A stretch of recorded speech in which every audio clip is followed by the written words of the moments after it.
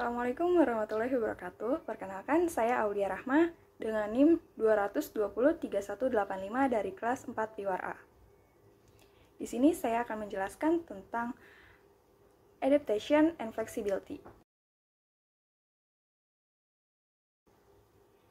Adaptasi adalah cara organisme dalam mengatasi tekanan lingkungan sekitarnya untuk bertahan hidup atau mampu beradaptasi pada peran barunya dengan baik dan menjalankan tugasnya dengan baik.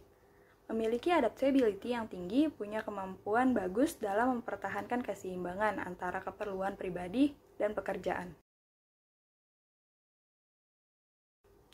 Sedangkan flexibility atau fleksibel itu berarti mudah diatur atau cepat menyesuaikan diri dan dapat membuat seseorang mampu menanggapi segala perubahan yang terjadi dengan cepat. Dengan memiliki sikap fleksibel, kita tidak akan mengalami kesulitan untuk bergabung di dalam suatu organisasi atau suatu kelompok. Pandemi COVID-19 ini menuntut sektor pendidikan untuk berbenah, melakukan berbagai inovasi dan adaptasi demi berlangsungnya proses pembelajaran. Instruksi Presiden dan surat edaran dari Menteri Pendidikan dan Kebudayaan terkait belajar dari rumah ditindaklanjuti oleh kampus dengan melaksanakan pembelajaran dari rumah baik secara sinkronis maupun asinkronis. Pembelajaran daring telah didorong untuk diterapkan di kampus pada era tahun 2000-an melalui berbagai platform. Namun demikian, belum banyak kampus yang mengaplikasikan pembelajaran daring dalam proses pembelajarannya. Pembelajaran daring menemukan momentum saat pandemi COVID-19 ini. Saat pandemi ini, hampir seluruh kampus melaksanakan pembelajaran daring. Menurut survei yang dilakukan pada April tahun lalu, 95% perguruan tinggi melaksanakan pembelajarannya secara daring. Di masa pandemi saat ini, sikap untuk mengelola pembelajaran secara adaptif dan fleksibel sangat diperlukan.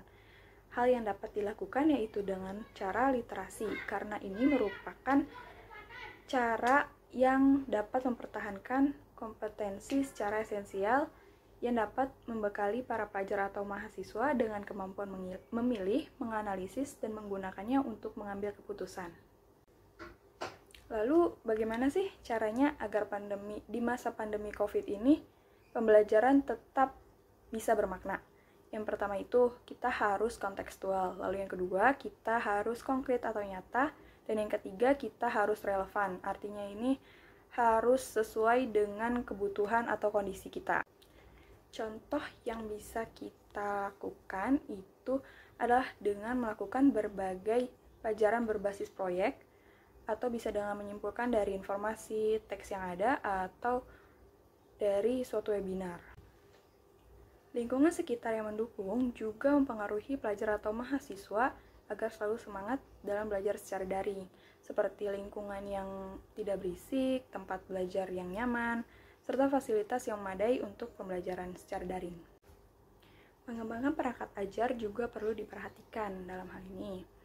Dan hal yang perlu diperhatikan itu ada 3. Yang pertama, mempertimbangkan kondisi, kebutuhan, dan karakteristik pelajar atau mahasiswa.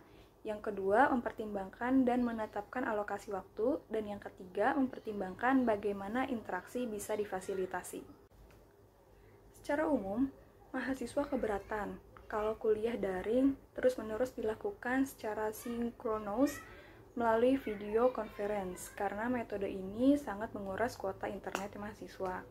Hingga akhirnya banyak institusi yang mengambil kebijakan untuk memberikan bantuan kuota internet bagi mahasiswa agar berjalan dengan lancar kuliahnya.